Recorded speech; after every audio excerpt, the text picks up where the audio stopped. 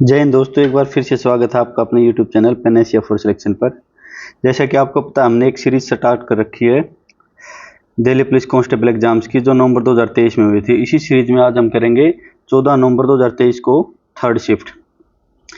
इससे पहले 2 शिफ्ट हम करा चुके हैं। जैसे हम पहला क्वेश्चन करते हैं उससे पहले अपने बारे में बता देता हूँ मैं। साविश सर आपका साथी, आपका mentor, constable Delhi police, sub inspector Delhi police, inspector central GST में सिलेक्टेड हूँ मैं। और आपके इस फर्म में दिल्ली पुलिस कांस्टेबल एग्जीक्यूटिव की जो पोस्ट है, इसमें सिलेक्शन दिलाने में आपकी मदद करूंगा मैं आपके साथ। चलिए पहला क्वेश्चन स्टार्ट करते हैं।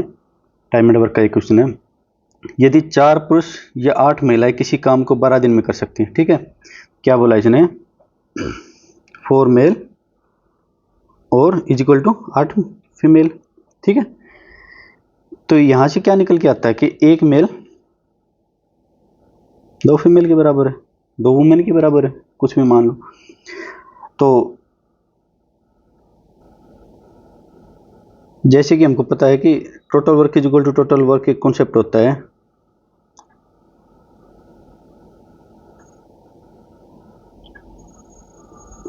देखिए इसमें क्या करेंगे हम, यहाँ देखिए महिलाएं हैं, ये इसकी एफिशिएंसी कम है, तो यही इसी को पकड़ लेते हैं। 8 महिलाएं 12 दिन में काम करती हैं, ठीक है। ये होगा, ये टोटल वर्क होगा हमारे इस साइड। अच्छा, राइट साइड में क्या होगा, 9 पुरुष। 9 पुरुष की जगह क्या लिख लूँ मैं, 18 महिलाएं लिख लूँ ना। देखो, 1 पुरुष की जगह 2 महिलाएं, तो 9 पुरुष की जगह 18 महिलाएं लिख लूँ।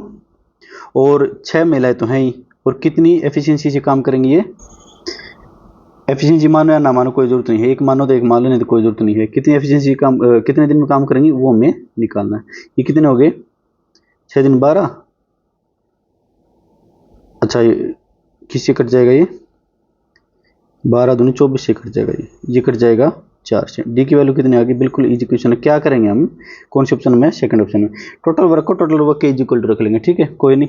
अगला क्वेश्चन करते हैं हम। अगला क्वेश्चन करने से पहले मेरी आपसे एक छोटी सी गुजारिश है कि आप स्क्रीन को स्टॉप करेंगे और खुद पेन कॉपी लेके अपना सोल्व करने की ट्राई करेंगे, नहीं तो बाद में तो हम करेंगे। अच्छा, 32 वस्तुओं का विक्रय मूल्य। अच्छा, 32 वस्तुओं का विक्रय मूल्य क्या होता है, सेलिंग प्राइस, SP। 45 वस्तु के क्रय मूल्य के बराबर है 45 वस्तुओं के CP, कॉस्ट प्राइस के बराबर है। प्रत्येक वस्तु की बिक्री पर अर्जित लाभ प्रतिशत की गणना करें, ठीक है। अच्छा, ये एक बार देखो आप, CP क्या है, CP बटा SP लिख लूँ मैं, इसको इधर ले आता हूँ, 32 बटा 45, सिंपल। अच्छा, 32 रुपए की कोई चीज़ है, 45 रुपए में बेच दी हमने। 32 रुपए की कोई चीज़ है, 45 रुपए में बेच दी। प्रॉफिट कितना होगा, 13 का। प्रॉफिट परसेंटेज कितना होगा, 13। और जैसे कि हमको पता है, हम कॉस्ट प्रॉफिट या लॉस किस पे निकालते हैं, CP पर, कॉस्ट प्राइस पर, इनटू में 100। एग्जामिनर भी थोड़ा समझदारी से काम कर रहा है। देखिए मैं ऑप्शन देख रहा था, 40 के आसपास दे रखी, इसका मतलब हमसे एग्जैक्ट कैलकुलेशन कराना चाहता है। अगर एग्जैक्ट कैलकुलेशन कराना चाहता है तो ठीक है, करेंगे फिर, नहीं तो हम अपना अप्रोक्सीमेशन मेथड जो उससे यूज करते हैं। 25 दिया 75, 7, 25 से कम, 25 और 7 32 सेकंड, यानी 4 8 चौक 32, 0 5 8 6 40.6 कहाँ है, ये एक ही ऑप्शन है, डी ऑप्शन है, ठीक है। इतने परसेंटेज, ये प्रॉफिट परसेंटेज हो जाएगा। अगला क्वेश्चन करते हैं अपना। एक व्यक्ति अपनी संपत्ति को इस प्रकार बांटता है कि उसकी पत्नी के हिस्से, ये वाइफ होगी, और उसकी पुत्र के हिस्से का अनुपात, ये उसकी डॉटर होगी, ठीक है, तथा पुत्री के हिस्से और उसके पुत्र के हिस्से का अनुपात 1:4 है, ये सन होगा, ठीक है। ये क्या कह रहा है, 1 और 4 है, 1 और 4, यही कह रहा है स्टेटमेंट में, कुछ नहीं कर रहा। हमें मर्जिंग ऑफ रेशो चैप्टर में करेंगे हम। क्या करेंगे, डॉटर की यहाँ है वैल्यू 4, यहाँ पे है 1, तो इक्वल कर लेते हैं इसको 4 से गुना कर देते हैं। इसको 1 से गुना करें या ना करें कोई फर्क नहीं पड़ता, चलो फिर भी कर देते हैं। 1 4 16, ठीक है। आगे क्या कह रहा है, यदि पत्नी को पुत्र से 5,000 रुपए कम मिलते हैं, पत्नी को, ये वाइफ होगी, पुत्र से 5,000 रुपये, यानी 15 की वैल्यू, ये 15 डिफरेंस है इनमें हमारा रेशियो में, 15 की वैल्यू क्या दे दी इसने, 5,000, यानी कितने गुना, इसको हम करेंगे 5,000 बटे 3 गुना, ठीक है। तो पूरी संपत्ति का मतलब, पूरी संपत्ति कितनी है हमारी, ये टोटल है, ये टोटल कितनी है, 16 4 20 और 1 21। अब इसको 1000 बटे 3 से गुना किया, तो इसको भी 1000 बटे 3 से गुना करना पड़ेगा। करिए, 3 7 7 से कट जाएगा 7,000, कौन से ऑप्शन में है, पहले ऑप्शन आ गया। ठीक है, अगला क्वेश्चन करते हैं, करिए आप। उम्मीद आप जैसे अगला क्वेश्चन आता है स्क्रीन को स्टॉप करके खुद कोशिश कर रहे होंगे। ठीक है, तो क्या कह रहा है ये, दो संख्याओं का लघुत्तम समाप्त अपवर्तक एलसीएम उनके महत्तम समाप्त अपवर्तक एचसीएफ का 12 गुना है। ये क्या कह रहा है कि एचसीएफ है और मान लिया एलसीएम है, इनका रेशो 1:12 है। ठीक है, कोई दिक्कत किसी को? कोई दिक्कत नहीं ना।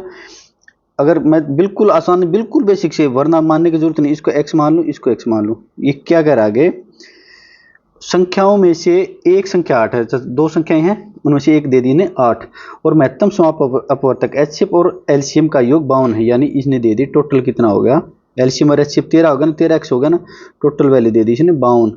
यानी x की वैल्यू कितनी आ जाएगी, x = 4 आ जाएगा। तो यहाँ से एचसीएफ कितना आ जाएगा अपना 4, यहाँ से एलसीएम कितना आ जाएगा 48। सिंपल, x नहीं करोगे तो भी कोई दिक्कत नहीं, लेकिन बिल्कुल बेसिक से करना चाहो तो कर लो, कोई दिक्कत नहीं। एक फॉर्मूला होता है हमारा एचसीएफ, आगे क्या करेंगे हम, इनटू में एलसीएम। इसमें क्या होता है, पहला नंबर गुना दूसरा नंबर, इनके प्रोडक्ट के बराबर होता है। ठीक है, एचसीएफ कितना हमारा 4, एलसीएम कितना हमारा 48। एक नंबर दे दिया इसने, कोई भी मान लो, एक सेकंड नंबर निकालना, 8 से जाएगा 6 बार, n2 की वैल्यू कितनी आ जाएगी 24। बिल्कुल आसान है, सेम फॉर्मूला पे पहले भी क्वेश्चन आए हैं ना पिछली शिफ्ट में। तो ये है 24। ठीक है, फोर्थ का। अगला क्वेश्चन करते हैं,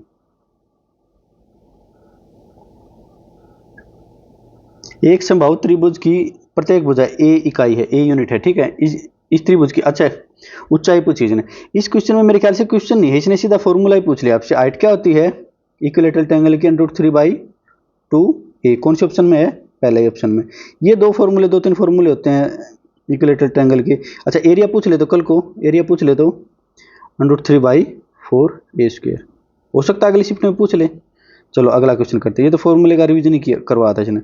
ये क्या कर रहा है, एक त्रिभुज की अंतः त्रिज्या यानी इन रेडियस 7 सेंटीमीटर है, और इसका क्षेत्रफल कितना दे दिया 343 सेंटीमीटर स्क्वायर। त्रिभुज का परिमाप क्या है, पेरीमीटर क्या है। अच्छा, एक सिंपल सा फॉर्मूला होता है हमारा इन रेडियस और आर सर्कम रेडियस का ही बताऊंगा। इन रेडियस का सिंपल सा फॉर्मूला होता है r =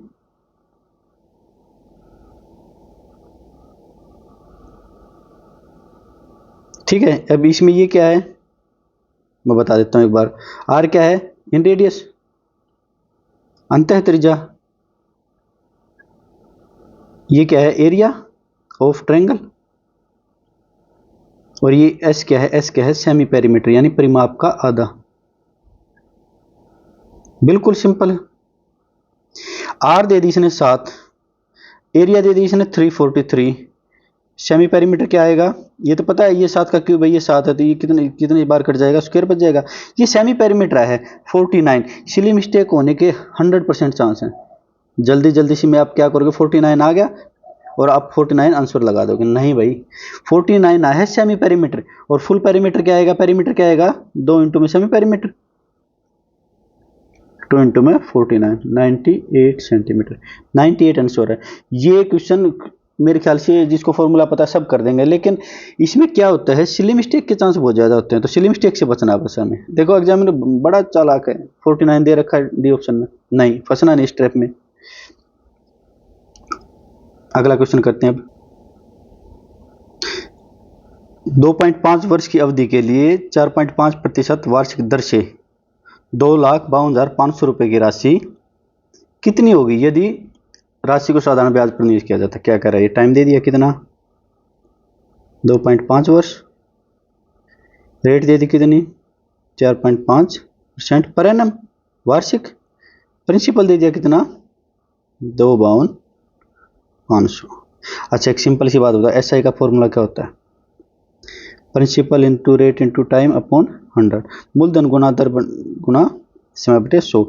एसआई निकालना में निकालते हैं यहाँ, ये होगा प्रिंसिपल हमारा, ये होगा रेट कितनी होगी 4.5। अच्छा, इसका 10 को नीचे ले आता हूँ मैं, 2.5, इसका भी 10 नीचे ले आता हूँ। ठीक है, ये 100 हो जाएगा। अच्छा, 100 वैसे मल्टीप्लाई करते हैं और डिवाइड करते हैं 100 से नीचे, ये 25 से, ये 00 से 00 कट जाएगी, 4 से 4। अच्छा, 45 पंजे 225, 22 और 45 290 और 22 112 11 45 पंजे फिर 225 यानी और 11 236 23 45 290 और 23 113/4। ये 4 से डिवाइड करेंगे, ठीक है। 4 से डिवाइड करेंगे तो 4 दूनी 8, 3 4 बटे 32, 1 4 चौक 16, 0 4 6 24.25। ये आ गया हमारा सिंपल इंटरेस्ट। इसने क्या पूछा है, कितनी होगी, यानी राशि कितनी होगी, यानी इसने अमाउंट पूछा है, सम। तो अमाउंट क्या होता है हमें पता है, मिश्रधन क्या होता है, मिश्रधन क्या होता है, प्रिंसिपल प्लस एसआई, मूलधन प्लस में साधारण ब्याज। मूलधन कितना था, 252500, और ये अपना कितना है 28,406.25। अच्छा चलो सब में 2 3 ऑप्शन में 0.25, 6 0 9 10 27 28 090, 28 090। अच्छा इसी में यही ऑप्शन है, हाँ यही है, इन दो में तो 27 27 है, तो फोर्थ ऑप्शन अपना, ठीक है, ये आंसर होगा। थोड़ी सी कैलकुलेशन थी, बिल्कुल नाम मात्र। अगला क्वेश्चन करते हैं।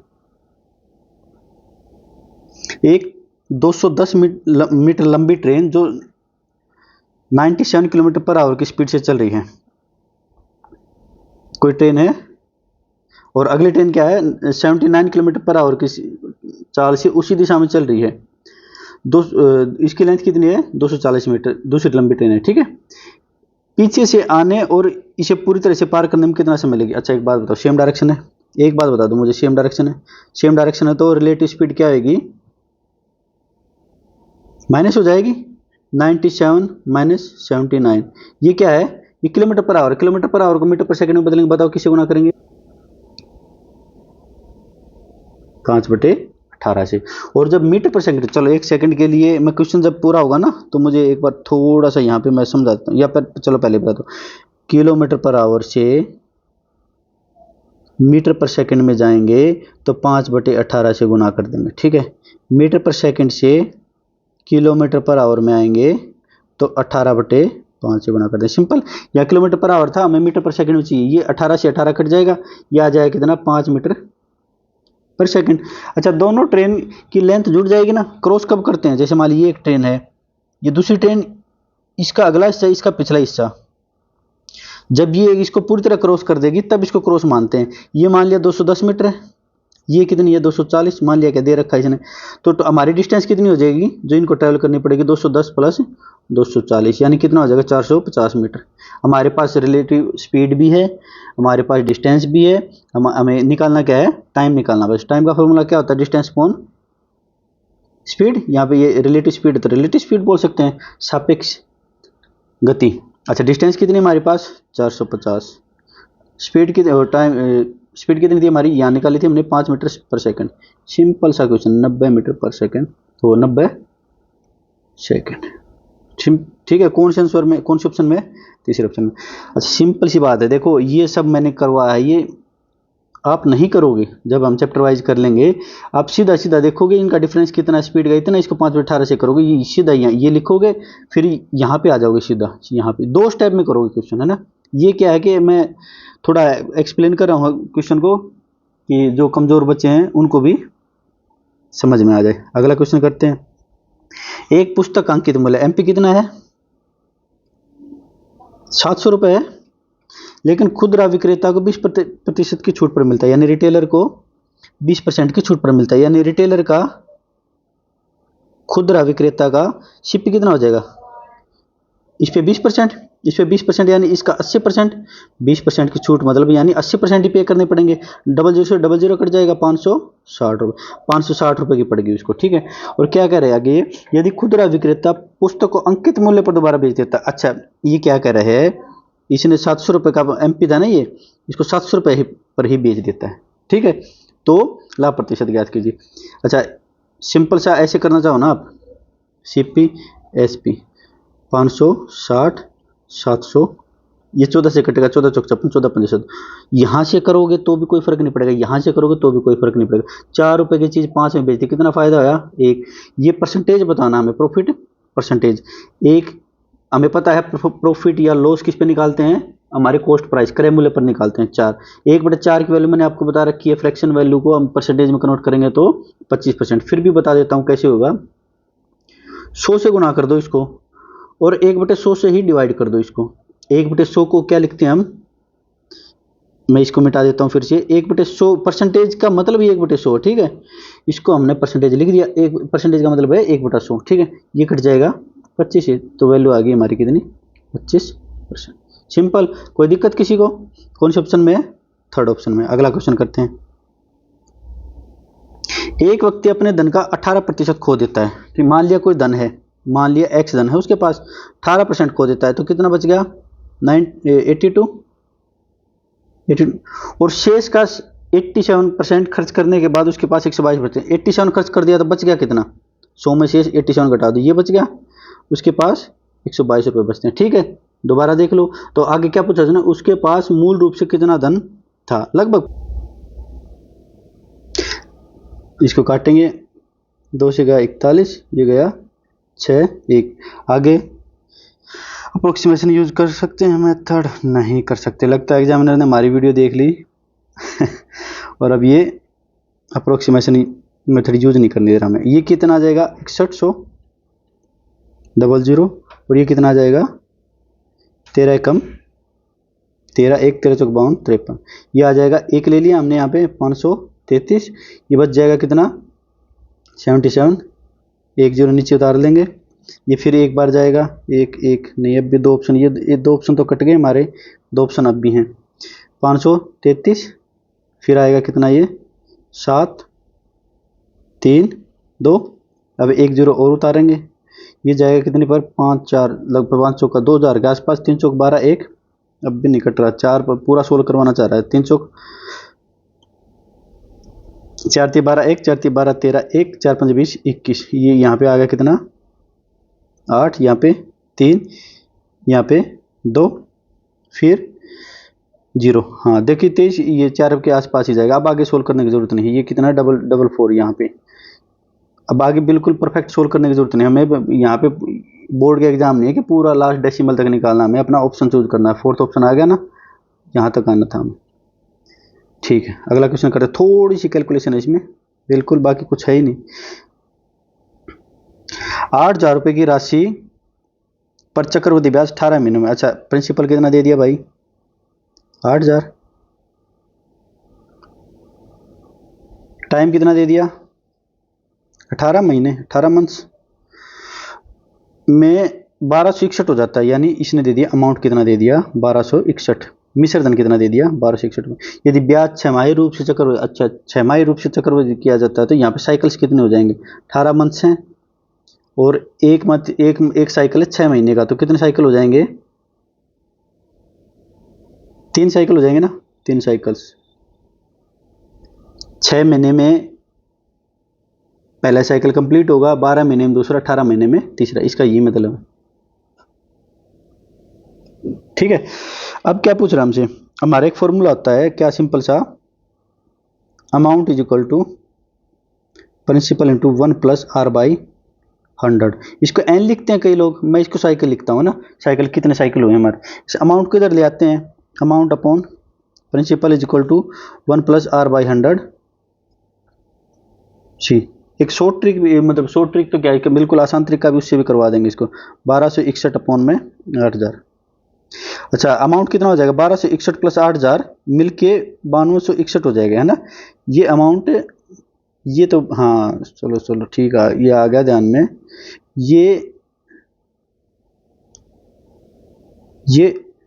CI था भाई, ठीक है ना, ये अमाउंट हो जाएगा, 9261।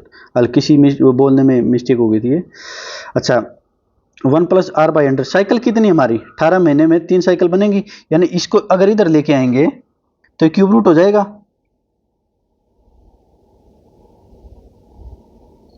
9261 अपॉन में 8000, 1 प्लस आर बाई 100, ठीक है। ये कितना आता है हमें पता है, ये 21 का होता है, ये 20 का होता है, 1 प्लस आर बाई 100। इसको फिर से सोल्व करेंगे, 1 प्लस 1/20 1 प्लस आर बाई 100, एक से एक कट जाएगा, आर की वैल्यू कितनी आ जाएगी 5%, कितनी, लेकिन एग्जामिनर ने अब की बार वैसे ऑप्शन में दिया नहीं, लेकिन अगर एग्जामिनर चाहता तो 5% भी ऑप्शन में दे देता, और मेरे ख्याल से काफ़ी सारे स्टूडेंट मेहनत करके भी गलत आंसर लगा के आते हैं। 5% है ये, पर ये हाफ ईयरली है, क्या ये हाफ ईयरली, तो पूरे साल की क्या हो जाएगी, पर एनम क्या हो जाएगी, 6 महीने की 5% है तो एक साल की इसका डबल हो जाएगी 10% पर एनम। कौन से ऑप्शन में है, सी ऑप्शन में। अच्छा, इसको एक अलग तरीके से भी कर सकते हैं, बिल्कुल ऐसे करेंगे, जैसे मान लीजिए ये हो गया हमारा प्रिंसिपल, ये हो गया हमारा क्या अमाउंट, प्रिंसिपल कितना था हमारा 8000, और सीआई इसमें जोड़ के प्रिंसिपल में कितना हो जाएगा 9261। अच्छा, 3 साइकिल्स बन रहे हैं ना हमारे, साइकिल्स तो हमने देख लिए थे, कितने थे 3, तो जितने साइकिल्स बनते हैं उतना ही इसका रूट में वैल्यू लिख दो। जैसे 2 साइकिल बनते तो इसको स्क्वायर रूट लिखते, 3 बन रहे हैं तो क्यूब रूट। अच्छा, ये कितना आ जाएगा 20 और ये आ जाएगा 21, एक। अच्छा, रेट कितनी आ गई है 1/20, 1/20 की मैंने कई बार बताया आपको फ्रैक्शन वैल्यू है ये, इसको परसेंटेज में लिखेंगे तो 5%, लेकिन एक छोटा सा ध्यान रखेंगे, हाफ ईयरली है ये, इसको अगर रेट हाफ ईयरली आ गई है ना, अब अगर इसको पर एनम लिखेंगे तो फिर वही 2 गुना 5%, आपकी मर्जी है जोन से मेथड से करना चाहो। ये बेसिक मेथड है, बिल्कुल बेसिक मेथड, ये इसी से आया है ना, ये बस थोड़ा सा 1-2 स्टेप खा के। अच्छा, अगला क्वेश्चन है, 18 मीटर और 24 मीटर लंबे 2 तारों को बराबर लंबाई के टुकड़े में काट जाना है, प्रत्येक टुकड़े की अधिकतम लंबाई। अच्छा, ये मेरे ख्याल से तो चौथी 5वीं क्लास 4th 5th स्टैंडर्ड में ये क्वेश्चन आते होंगे। अधिकतम लंबाई, ये एचसीएफ निकालना है ना, 18 और 24 का एचसीएफ बताओ भाई, ये क्वेश्चन पूछ रहा है मैं, सिंपल सी बात, अच्छा आ जाएगा यार, है ना। ये देखो, ये एक एक मतलब ये जैसे मान ली 1-2 क्वेश्चन आए थे ना, मैंने ऊपर देखा था, एक लेंथी क्वेश्चन था, मतलब लेंथी तो नहीं था, कैलकुलेशन थोड़ी सी लेंथी थी, तो ये क्वेश्चन उसको कंपनसेट कर रहे हैं भाई, उसके टाइम को ये क्वेश्चन कंपनसेट कर रहे हैं। ये तो 5-5 सेकंड के हैं, जब 5 क्रम आ गए तो विषम संख्याओं का औसत 63 है, ठीक है, इनमें सबसे बड़ी संख्या। अच्छा, एक सिंपल सी बात बताता हूँ मैं तुम्हें, देखो हम एक एग्जाम्पल, क्वेश्चन तो कर लेंगे हम, कोई दिक्कत नहीं, एक एग्जाम्पल मान लेते हैं, संख्या है हमारी 1, 3, 5, इनका एवरेज क्या आएगा, सारे विषम है, ये क्या ओड नंबर है और कंटिन्यू है, ठीक है, इनका एवरेज क्या आएगा, एवरेज क्या होता है सम upon total number, 5 3 8 1 9, 1 + 3 + 5, total number कितने हैं 3 आ गया एवरेज। 3 कहाँ है, ये बीच में। अब मैं क्या कहना चाह रहा हूँ, ध्यान से सुनना मेरी बात को, अगर ये बात समझ में आएगी तो सिर्फ 5 सेकंड लगेंगे क्वेश्चन को पढ़ने में और ऑप्शन मार्क क्लिक करने में, ठीक है।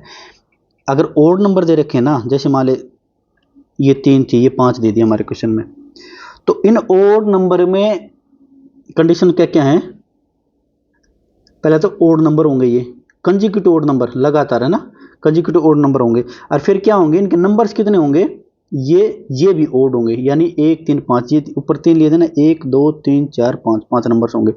तो इनमें जो अपने हाथों की उंगलियों को देख लो, चाहे 3 उंगलियां करके देख लो, 5 उंगलियां करके देख लो, जो बीच में जो उंगली आएगी ना, यही जो बीच में क्या आएगा, यही एवरेज होगा।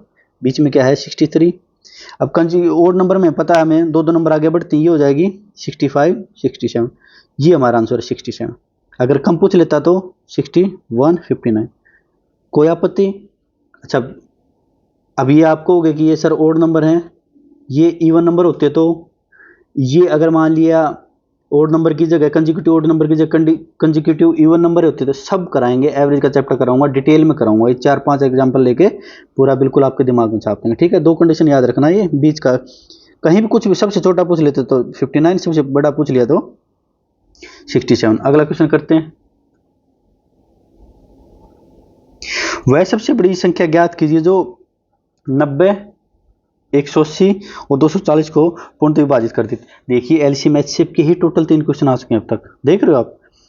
ये क्वेश्चन क्या है, ये क्वेश्चन 5 सेकंड का क्वेश्चन है, क्या करना है, इनका एचसीएफ निकालना। वैसे तो आपकी इतनी प्रैक्टिस होगी सीधा पता होगा आपको कि 30 आएगा, फिर भी आप देखिए क्या करेंगे, या तो एचसीएफ बिल्कुल अपना ट्रेडिशनल मेथड उससे निकाल लेंगे, फैक्टर से निकाल लेंगे, कैसे भी निकाल लेंगे, लेकिन हम क्या निकालेंगे, हम ऑप्शन से निकालेंगे। 60 से डिवाइड करके देखेंगे 90 डिवाइड नहीं हो रहा, तो 60 से छोटा कौन सा? 30। 30 से सारे डिवाइड हो रहे हैं तो 30 ही अपना ऑप्शन हो जाएगा। 30 से भी नहीं होता तो और नीचे आके दूसरा तीसरा ऑप्शन देखते, चौथा देखते, ठीक है ना। बिल्कुल इनमें बिल्कुल बेसिक से करने मत बैठ जाना बेसिक से मेथड के नंबर नहीं मिले यहाँ पे, है ना। कहीं आप इंप्रेस करना चाहो एग्जामिनर को, एग्जामिनर को आपकी रफ शीट नहीं दिखेगी, आपको सिर्फ आंसर क्लिक करना है ना। एक समकोण त्रिभुज के आधार में 60% की वृद्धि होती है। अच्छा 60% की वैल्यू बताओ आप मुझे, फ्रैक्शन वैल्यू बताई थी मैं।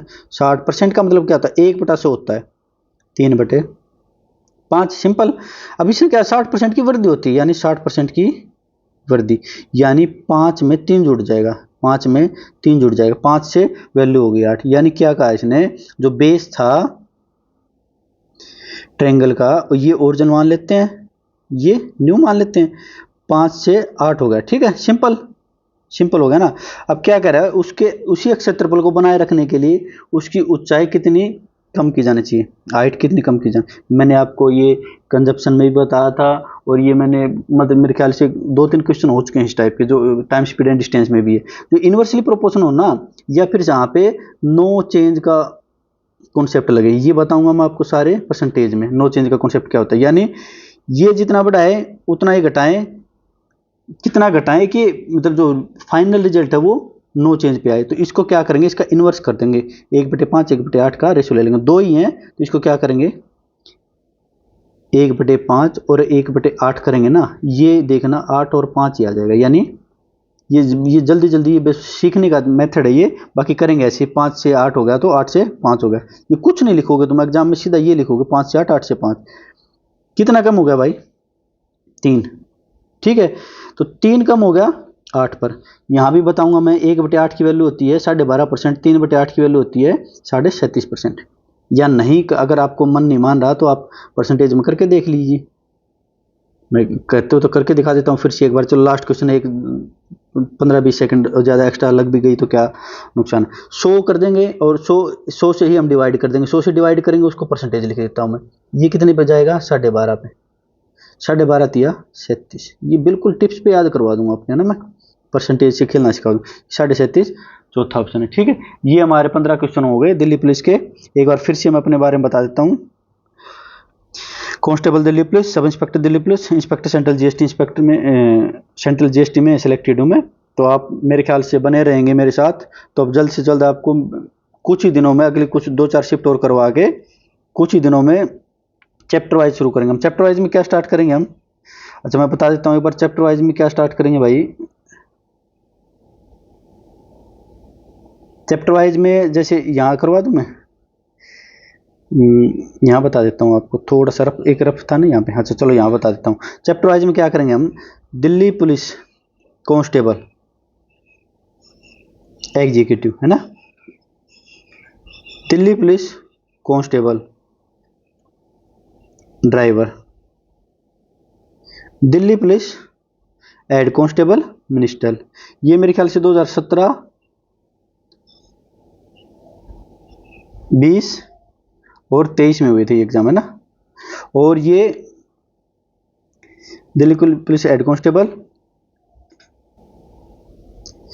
ये 2022 में हुए थे शायद, और हेड कांस्टेबल के भी 2022 में हुए थे। अच्छा इसमें एक एग्जाम और ऐड करेंगे, दिल्ली पुलिस एमटीएस, यानी दिल्ली पुलिस या इसके इक्विवेलेंट क्या क्या जाएगा, Haryana city, Haryana city common eligibility test हो रहा है ना हरियाणा में, होएगा अभी कुछ दिनों में, हरियाणा सिटी। और साथ में यूपी पुलिस कांस्टेबल, सेम लगभग सेम सा वो एक आध चैप्टर ऐड हो जाते हैं, वो चैप्टर वाइज जब करेंगे तो अलग से करा देंगे। लगभग सेम सिलेबस रहता है, सेम लेवल रहता है यूपी पुलिस कांस्टेबल। और जो भी जैसे मान लिया जीडी का हो गया, जो भी कोई वनडे एग्जाम जो कांस्टेबल रैंक के होते हैं लगभग सेम आता है इनमें ना। जो ये सारा कवर कर रखा हमने परसेंटेज, सारे एग्जाम पुराने छाट छाट के पीवाई के चैप्टर वाइज छाट रखे हमने। चैप्टर वाइज में भी आपके लेवल वाइज करवा रखे हमने। चैप्टर वाइज में सब टॉपिक वाइज करवा देंगे, टॉपिक में भी बिल्कुल लेवल वाइज, पहले बिल्कुल इजी लेवल 1, लेवल 2, और फिर थोड़ा सा जैसे जो भी अच्छा है। अपनी तरफ से कुछ भी ज्ञान नहीं देंगे आपको कि भाई हम आपको सीडीएस के करवा रहे हैं, कैट के करवा रहे हैं, नहीं, जो एग्जाम से रिलेटेड है जो जितना रिलेवेंट है सिर्फ उतना ही करवाएंगे। इसके बाद मेरे ख्याल से वनडे एग्जाम में आपको मैथ्स और कहीं से करने की ज़रूरत है नहीं। ठीक है, इसके साथ ही हम अपनी बात को विराम देते हैं आज के लिए। बने रहिए, हाँ फिजिकल की तैयारी करते रहिए आप, और अपना थ्योरेटिकल जो भी एग्जाम है बाकी सब्जेक्ट्स में उन पर भी ध्यान देते रहिए। जय हिंद, टेक केयर।